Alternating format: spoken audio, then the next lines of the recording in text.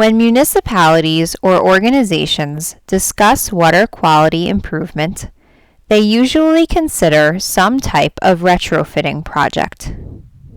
Retrofitting in itself is pretty straightforward. What we do is we try to look for opportunities where there's existing infrastructure that may not be functioning at the capacity that we want, and in this case the capacity that we want is something that can provide a reasonable level of pollutant removal. Instead of actually coming in and redesigning in total the stormwater catchment system and collection system, what we tried to do was work in the fullest capacity with the existing infrastructure. So the pipe network, maybe some of the collection catch basins that collect the stormwater and then connect to that conveyance system, the pipe network. We try to keep those elements in place. There's a tremendous amount of cost savings in doing so. Retrofitting is desirable because it adapts pre-existing structures for a new purpose. Since structures are being modified rather than created, permits are usually reduced or not needed at all. The total cost of such a project is also significantly lower than installing a completely new system. In terms of retrofitting, basically what it comes down to is trying to make full use of the existing infrastructure. Green infrastructure is a subcategory of retrofitting. By green infrastructure, what's implied there is that you have some type of engineered solution that relies heavily on a biological element to achieve the level of pollutant removal that we're looking to attain. With most conventional engineered solutions, you don't really have the ability to deal too much with the dissolved component of the stormwater pollutants that are coming in. With green infrastructure, now you've got an opportunity provided to you for the actual assimilation of dissolved nutrients. So you're not relying just on filtration, you're not just relying on settling. Now you've got this additional level of treatment.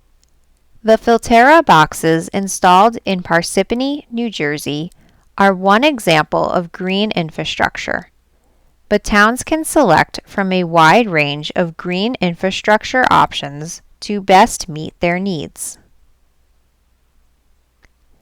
The Whippany River Watershed Action Committee, Rutgers Cooperative Extension, and the Township of Parsippany have collaborated on a variety of green infrastructure projects that illustrate the versatility of this type of engineering. These projects all intend to improve water quality in the Troy Brook, a tributary of the Whippany River. The Whippany River is part of the Passaic River Watershed, which provides drinking water for millions of people in the New York metro area. Locally, the Troy Brook is also significant because it connects to Troy Meadows, one of the largest freshwater marshes in New Jersey, and an important habitat for birds, reptiles, and frogs.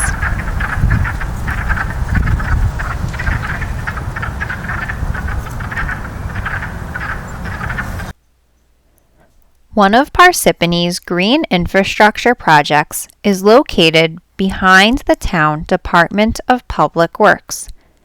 There, a bioswale was created to prevent oil and garbage from washing off the DPW parking lot and into the adjacent Troy Brook. The bioswale is a long rectangular area segmented every few feet by stones. During the spring and summer, grass and forbs grow between the stone. Specific plants can be chosen to provide appropriate phytoremediation. In Parsippany, big bluestem, winter rye, and switchgrass were planted because they are able to remove hydrocarbons. When stormwater initially reaches the bioswale, solid garbage is quickly caught by the first expanse of stone. As water moves down the bioswale on its way to the brook, it deposits oil, sediment, and other fine pollutants in the planted segments.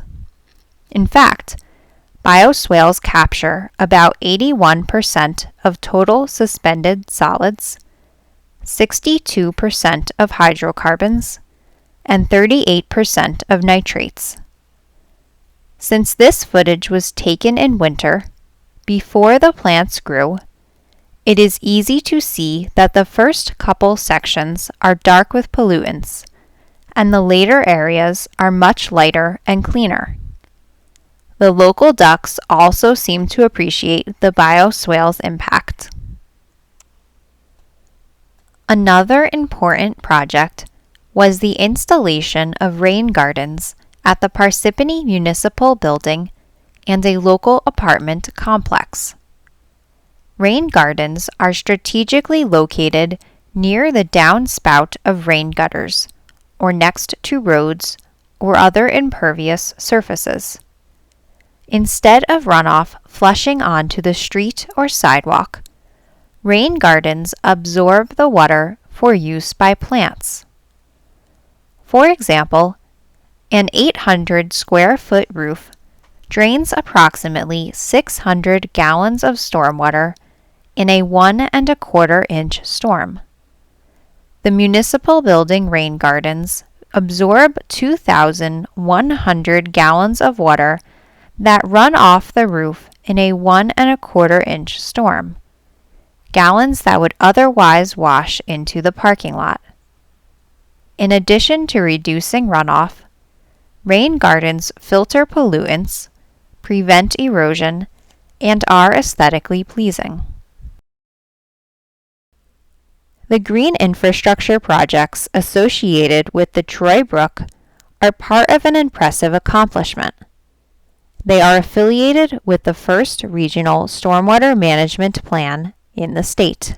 There was an opportunity a number of years ago to apply to the DEP for a regional stormwater management plan grant, and in conjunction with Rutgers, who actually received the grant, but in conjunction with Rutgers, we put together a request for a grant, and we were able to do the first regional stormwater management plan in the state of New Jersey.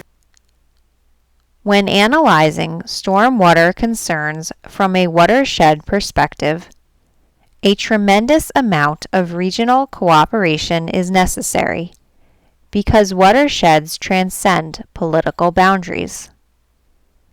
The Whippany River Watershed Action Committee facilitates much of this cooperation through monthly meetings with representatives from municipalities within the watershed. All the municipalities have representatives, and they come to our meetings, and we have, I would say, very good relationships with the municipalities, with the mayors, the council, the administrators, the engineers, etc. The Action Committee's excitement is often mirrored by towns, such as Parsippany, who are eager to improve their waterways. Our goal was always to maintain and keep the Troy Brook clean. But with the convergence of these groups, it enhances our ability to do so.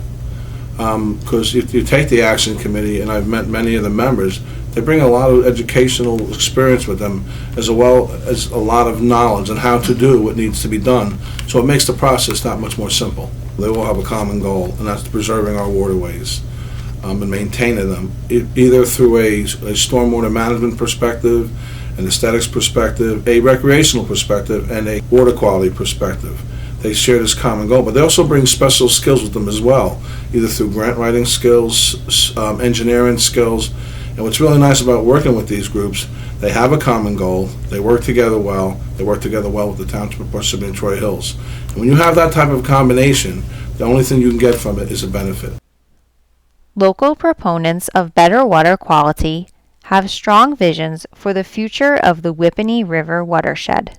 I would love to see the river be safe enough that people can use it as a recreational resource, that people could go swimming in it without a lot of worry, that you could get native fish species to come back and people could use it for fishing, and also that as it feeds the Rockaway and then the Passaic downstream, that there's less treatment has to be done for the drinking water for the hundreds of thousands, if not millions of people who rely on the Passaic River for their drinking water. Make sure you are open to new ideas and technologies and other avenues.